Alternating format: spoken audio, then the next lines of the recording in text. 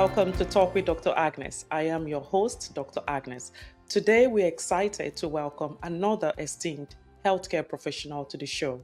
Dr. Emeziem is a UK-trained family physician practicing in Halifax, Nova Scotia. With his expertise in family medicine, Dr. Emeziem brings a unique perspective to our discussion about contraceptives, drawing from his extensive experience in obstetrics and gynecology, which he applies within family medicine. His ongoing dedication to women's health and contraception in the community adds valuable insights to our discussion today. Dr. Emeziem, thank you for joining us on Talk with Dr. Agnes. Thank you, Dr. Agnes, for having me here. You're welcome. As you know, birth control, commonly referred to as contraception, is used to prevent pregnancy.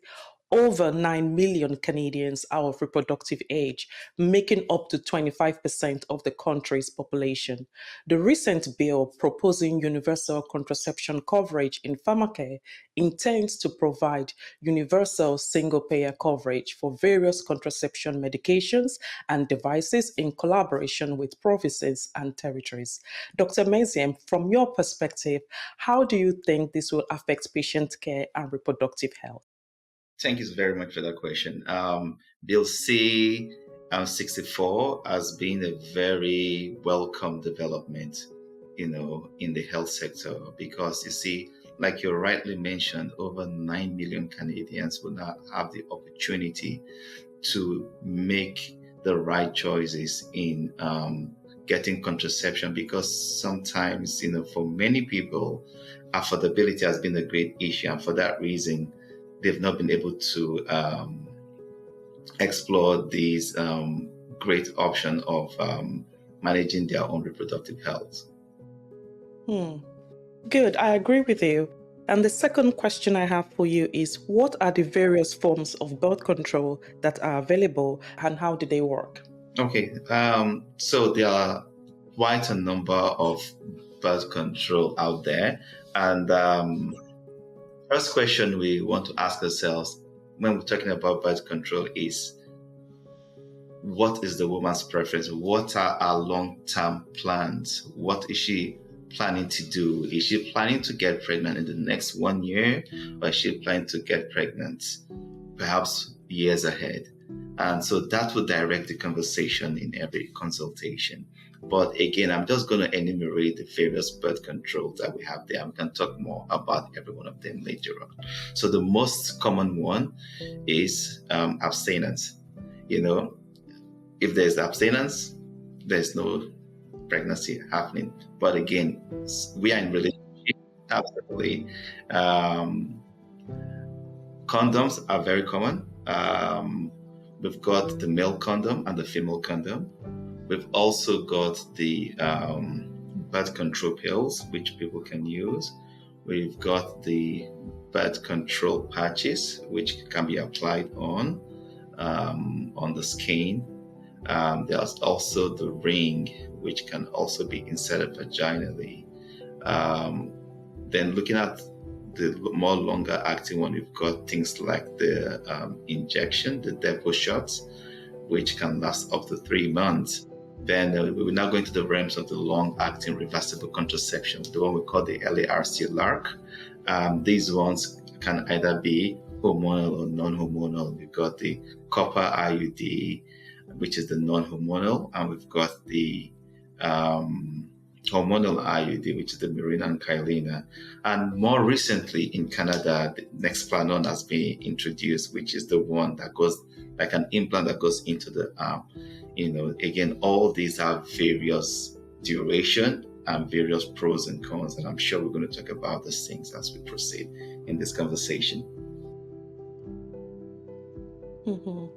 So basically, is to find out what the patient wants in terms of, is it a short-term goal or long-term, and that determines what type of contraception that is appropriate for them, right? That's correct, yes. Good. Okay, my next question is, based on your experience, what are some widespread misunderstandings or misconceptions patients frequently have regarding contraception? It's interesting, that you asked that question, and I'm sure many people too are really keen to know about this. And the one I hear most commonly from women will be, of course, weight gain. Some people feel that contraception will make them gain weight. Some people have the opinion that, the contraception pill will mess up their hormone and make them go crazy, and they have mood swings and things like that. Others are worried about their fertility, future fertility, what might happen to them, in terms of when they stop the birth control, what's going to happen. Others also feel that when they are taking birth control pills or whatever birth control option, they have to take a break before they continue. There are so many other myths there. Some people feel that the moment you start taking birth control, it starts working immediately, or it's going to stop you from getting sexually transmitted infection. I mean, the only sexually transmitted infection stop contraception is the condom. It's a condom, yeah. No other birth control can stop you from getting sexually transmitted infection. There are so many other myths out there, but these are the main ones I usually come across many times. So what we are saying here is that nothing of that, it never happens, or is it that it rarely happens, or is something that is true? Is that correct? Yeah, I mean, one has to be objective and one answers these questions. And looking at the issue of weight gain, this is a very important thing for most people, and they don't want to go on the medication that will make them put on weight. And research, so many papers have been out there. The only singular birth control option that can make one gain up to 2 kilograms, about 1.2 pounds a year, is the Depo-Provera, because the Depo shot is a lot of shot that's going into the body, and so it can allow for fluid retention, and so and so that can make people gain weight, okay, and also can make people want to eat more, and they might eventually gain weight. Most other birth control options really do not make people put on weight, but it might also make them want to eat more. And if they eat healthier and they exercise regularly, the likelihood of gaining weight is very low. And we need to remember that when people start taking birth control options, their body also is at that point in life where they're going to gain weight, whether they're taking birth control or not.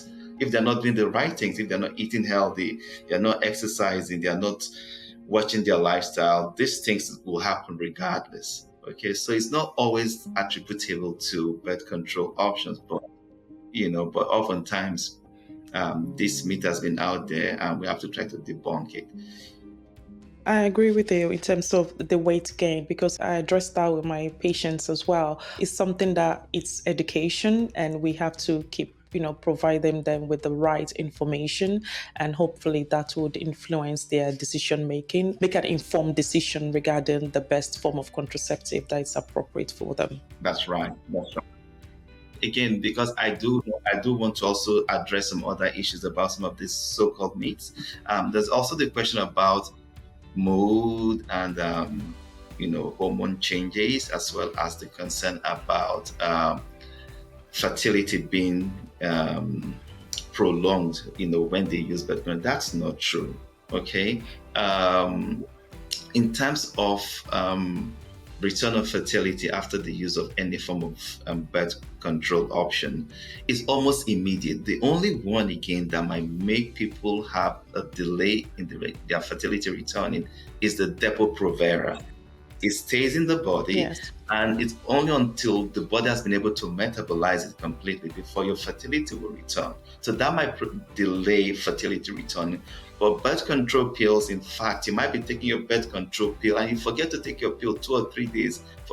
You get pregnant whilst you're on the birth control pill. The same thing with the long-acting reversible contraception, like the IUD, the implants, the Mirena Copper-T, yeah. So once you take them out, within 2 to 4 weeks, your body returns to normal. So I have had people who have come, doctor, I want to get pregnant soon. And I said, I want them, once this goes out, you're going to get pregnant. And some people have thought it, so no, I'm not planning to get pregnant in another 3 or 6 months' time. And a month or two later, they call, oh, doctor, you called it, I'm pregnant. That shows how reversible these Yeah. options are. So I don't want people to get too worried about that. I'm not going to lie about the issue of depression and mood swings. We know that to certain extent, certain birth control options will make certain people experience mood swings or low mood, but it is not very common, and there's only a small group of people that will experience this, and that can be only for a few months. And especially for those women that are on the birth control pills that's got estrogen, we can just reduce the quantity of estrogen they're taking in their birth control pill, and that might also influence their mood and make sure that they don't suffer that bad side effect. Okay, so thank you. I just wanted to make sure I address these other issues before we go on. Thank you. Absolutely. Thank you for clarifying that. Oh, absolutely. The next question I have for you is how do you address the topic of contraception with your patients, taking into consideration variables like their age, health history, and individual preferences? And again, we've talked about this. It's down to the patient's preference and what the patient's long-term goal is or the short-term goal is.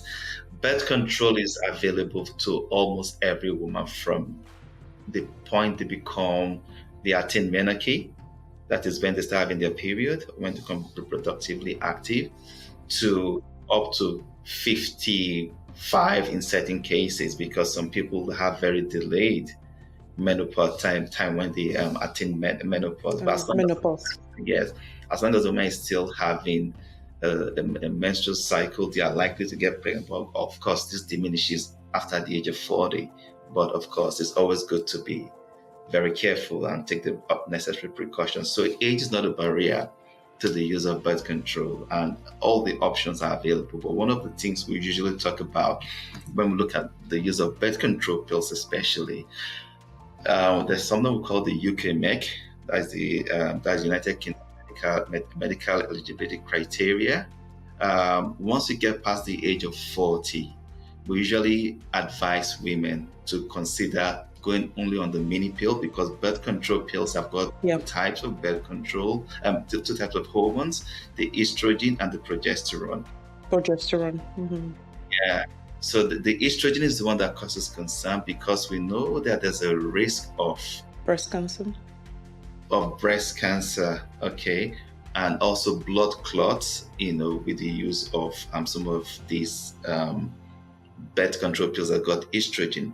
However, this risk is reduced when you take away the estrogen component in the birth control option. And also for women that have migraines and things like that, you don't want them to be using birth control options that got estrogen in it, because it can make their migraine worse and they can even get a stroke, and also we can develop blood clots. So mini pills that have only progesterone, or even the long-acting reversible contraception like the Mirena coil, and also the implant. The copper T. No. Yeah, they are hormonal and they don't have any estrogen, so it will not affect age per se.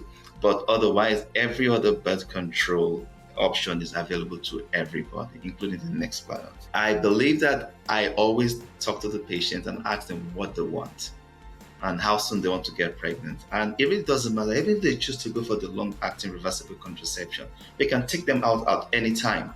So it does not necessarily mean if you go for an option that lasts 5 years, you have to wait for the 5 years for that to be taken out. We can stop it at any time. Okay, so the age is not a barrier. Preference is the most important thing, and affordability. And this is why this bill about offering free contraception is a great thing. I mean, you and I trained in the UK. Contraception is free for everybody in the UK. And, unfortunately, some people are not employed. They don't have good health plans, and they cannot afford any of those long-acting reversibles because they're a bit costly. And so they become exposed to unwanted pregnancies and things like that. So with the bill, and once this comes into play, it's going to give a lot of people broader options to decide what they want. And cost will not be a limitation to them anymore. I agree with you. Absolutely.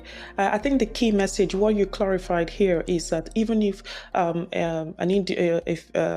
patient decides to take on the long-acting reversible contraception, once they remove that device, they could fall pregnant within 2 to 4 weeks. So yes, it's long acting, but once it's removed, that return to fertility is almost, I don't want to use immediate, but as soon as possible, because actually if they engage in unprotected intercourse. That's right, yes. Could you provide some information about the effectiveness and possible side effects of different forms of birth control? Okay, thank you very much for that question. There is a chart which I'll be sharing later on, which we can all look at. Mm-hmm. I'm going to start from the bottom where no contraception is used. And we're going to look at 10,000 women within a year using the same form of contraception, and then we see how likely people are going to get pregnant and how unlikely they're going to get pregnant. So when we look at 10,000 women who are having regular sexual intercourse, 8,500 women who are not using anything will get pregnant. Mm-hmm. 8,500. Some women use withdrawal method, others use condom.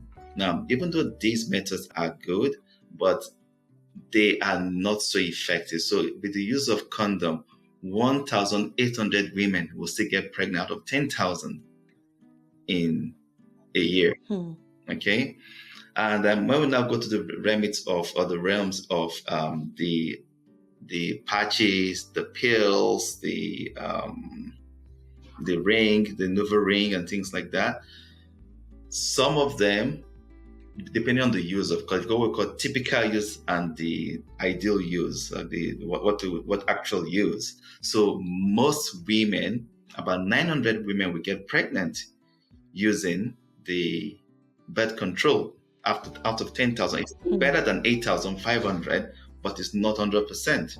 When we start talking about the long-acting reversible contraception, like the copper IUD, only 80 women out of 10,000 will get pregnant. 60 to 80 women will get pregnant. Then when you look at the Mirena or the Kyleena, only 20 women out of 10,000 will get pregnant. So that's really good. Now, the father of them all, if you like, the mother of them all, the new kid on the block, that's Nexplanon. The Nexplanon. 5 women will get pregnant out of 10,000 women. So really, when you go in terms of hierarchy, yes, thank you. Nexplanon is really the best, but they are all very good options, whichever one you decide. So that is that in terms of efficacy. Now, birth control, there are various ways they work, and I'm not going to delve into the mechanism of action. But what we know is that every birth control does have side effects. Okay, the commonest side effect for people, especially if you use the mini pill, is irregular bleeding. Okay, so that's a common side effect for some form of some form of birth control, be it pills, be it the implants, be it the IUD. Okay, so I'm just going to make them broad, the short-acting reversible contraception, which are the hormonal ones, like the pills, the patches, and things like that. They will make people have irregular bleeding. A small percentage of people. Some people might have acne. Some people might have sore breast because of the hormonal effect. Others might also have the risk of breast cancer. But I'm going to go back a little bit on breast cancer, because you did ask about some of the myths. Some people think that birth control would actually cause cancer.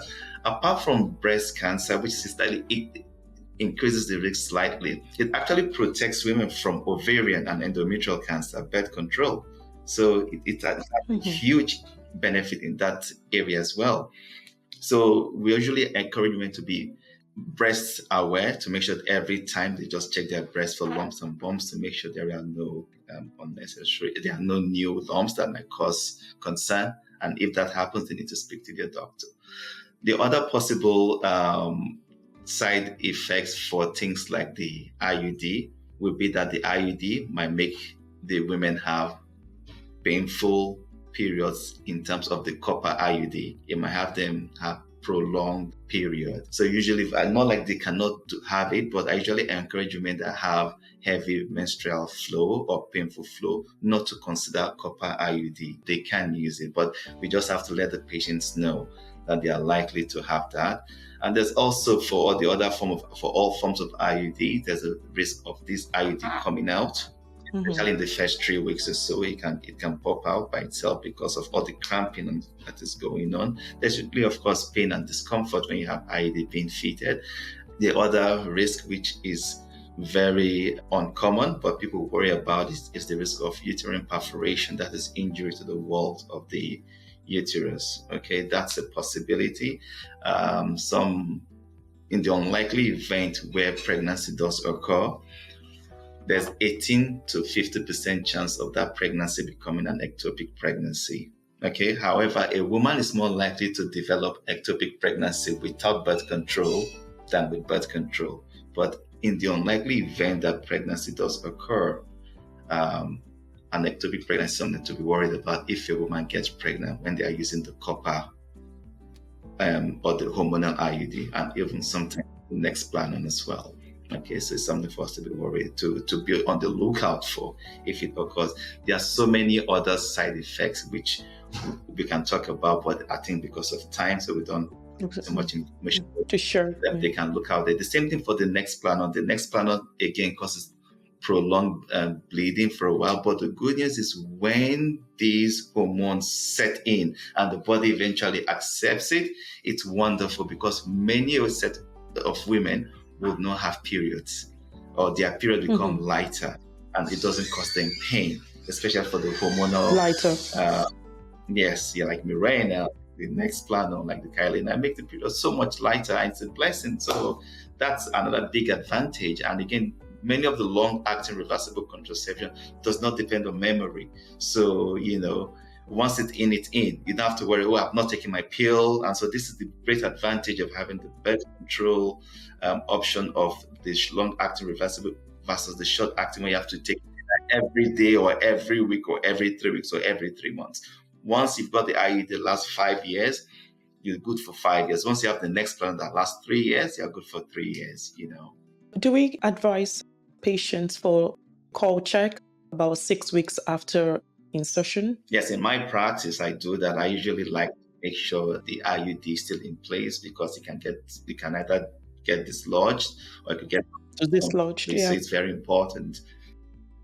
Exactly. You do a 6 weeks check. And also, we also encourage our women to check it themselves from time to time to just make sure the string is still in there. But not many people are able to do that, and that's okay. But it's something we encourage. Thank you.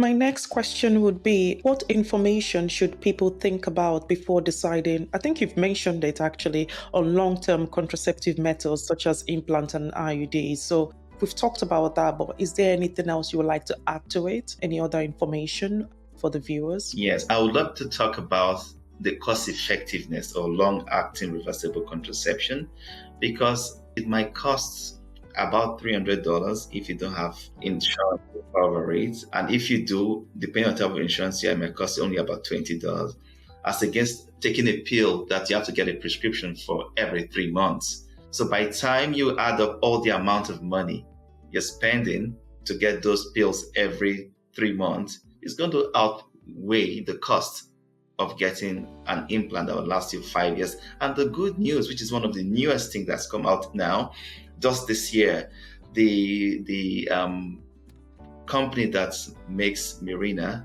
they've now put it out there that Mirena can actually stay for 8 years, which is something new, one of the newer developments. I saw that paper and I was like, this is exciting, because there was a patient that came to me and wanted to remove it at 5 years. And I told her that actually it's now been extended to 8 years. And I wanted to ask you to confirm that if you've seen that paper or the new recommendations for Mirena, that it can actually be left in situ, that's to be left without removal up until 8 years. Absolutely, that's correct. So for contraception, it can stay up to 8 years. But for women that decide to use it to help for menopausal symptoms because of heavy bleeding, or for use maybe because you're using estrogen derivative for HRT, and you want someone to just counter to counter the estrogenic effect. They only last for 5 years. However, for contraception reasons, 8 years is the new rule. We've talked about this, but anything else to add to it? How do you assist patients who encounter problems or adverse consequences from the contraceptive technique of their choice? For example, a patient on birth control pill will complain of irregular bleeding, or a patient that has IUD complain of cramping, and in the case of copper T, complain of heavy periods, prolonged periods. How would you assist patients who encounter these problems? That's a fantastic question. Thank you. This is something that happens during the consultation. We always let the patient know that there's always a way out, no matter what the side effect you might be experiencing. There's always a way to deal with it. So let's say a woman, like you mentioned, has the copper IUD and they're having heavier bleeding, more prolonged bleeding or painful period. We can always consider, first of all, investigating to make sure that it's the copper that is causing that, because sometimes there can be an infection. Okay, so we want to do swabs to just check that there is no infection. Okay, and if there's no infection, then of course you want to consider giving pills like mefenamic or tranexamic acid. These are medication you can give that can help reduce the flow and also the cramps that women experience. And in the case of irregular bleeding, as in the case of Mirena or Nexplanon, there's an off-label use of additional combined oral contraceptive pills, which you can give for 3 to 6 months to help assuage the irregular bleeding the patient might be experiencing. And after that period, you can actually just pull off that, stop the birth control pill. And hopefully by then the hormone would have been able to improve the bleeding. And of course, if there are situations where it doesn't work, we can always discontinue that form of contraception and consider other options. Alternatives, yeah. It makes sense. We've already talked about the new developments. So that was my other question. That can you discuss any recent advancements or developments in contraceptive technology or research that excites you? We've already talked about the extension of the duration for the Mirena up until 8 years. Dr. Emeziem, is there any other thing you'd like to add to this?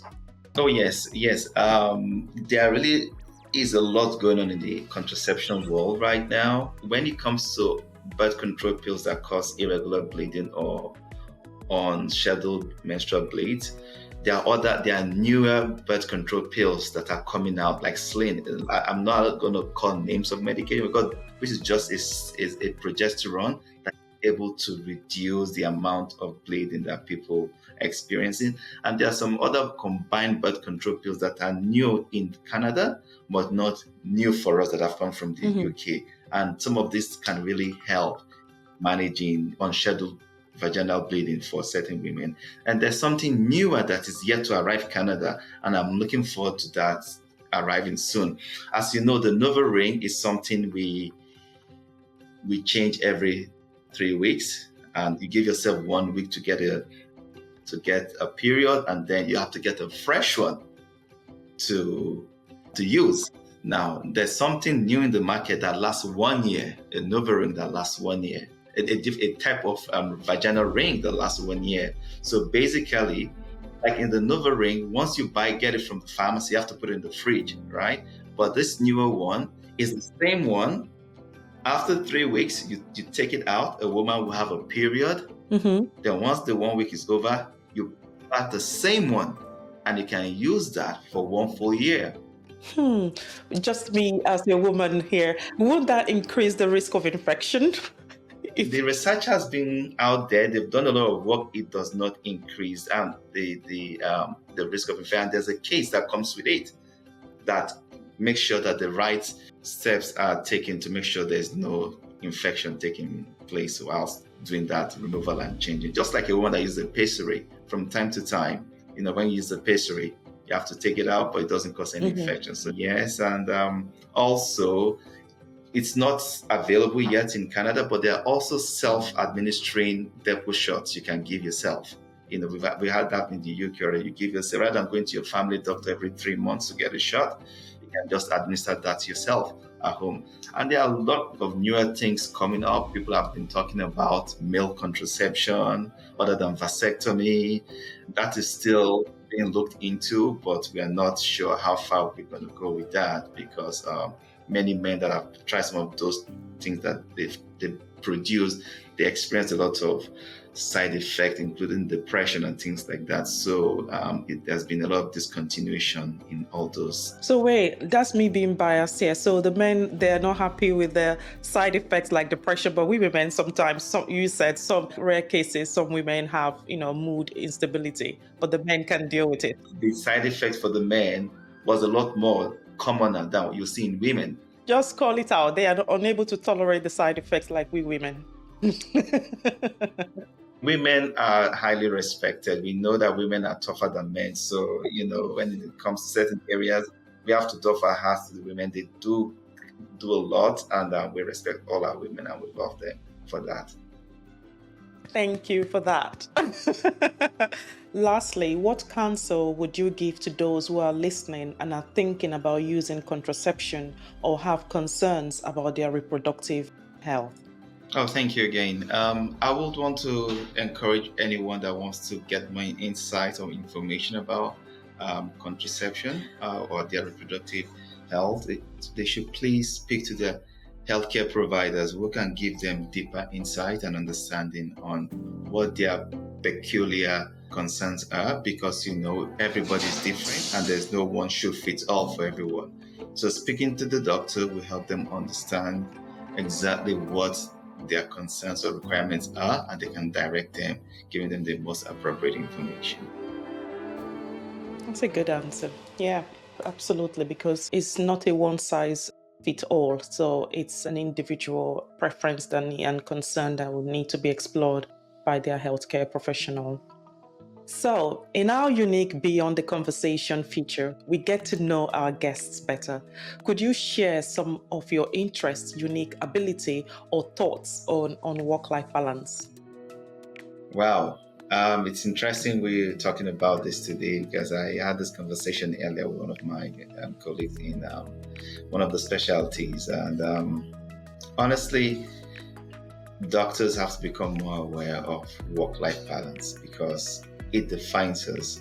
It makes us good doctors or stressed out doctors. If we're not able to make enough time for ourselves, we cannot provide the best to our patients. So I, for one, I have decided to make that paramount. I work 4 days a week and just use a Friday to just do paperwork and do some phone calls, from home. And I'm very involved with the life of my family and my children. We do all the running around I'm a soccer dad, I'm a volleyball dad, I'm a music dad as well. I make sure that I have enough time for my children and my wife as well. And making more time out for holidays has been something we all have to make very important. Also spending time with your friends and colleagues. It's not about work. Especially at a time like this, which is Easter time, we should just spend more time to enjoy our family, enjoy our friends, and just go out. So I really would advocate that everybody, not just the physicians, to take work-life balance really seriously, because it defines your personality eventually. Exactly, and to avoid burnout, isn't it? Absolutely, that's right. Well, thank you, Dr. Emeziem, for sharing your expertise on Talk with Dr. Agnes. Thank you very much for having me. I appreciate your time. And that brings us to the close of today's podcast. I hope today's discussion has been both enlightening and engaging. Your thoughts and insights are highly valued, so please take a moment to share your feedback in the comment section below. For more information on how to become a virtual guest on my show, or for health promotion inquiries, don't hesitate to contact me at talkwithdragnes@gmail.com and visit my website at talkwithagnes.com. Please stay connected with Talk with Dr. Agnes on our diverse social media platforms for updates and content, while subscribing to my YouTube channel. Doing that will ensure you receive timely notifications whenever new content is released. If you found this information helpful, consider sharing it with someone you care about, as together we can spread knowledge and promote better health. Until our paths cross again, keep striving to become your best and healthiest version, and I'll see you soon.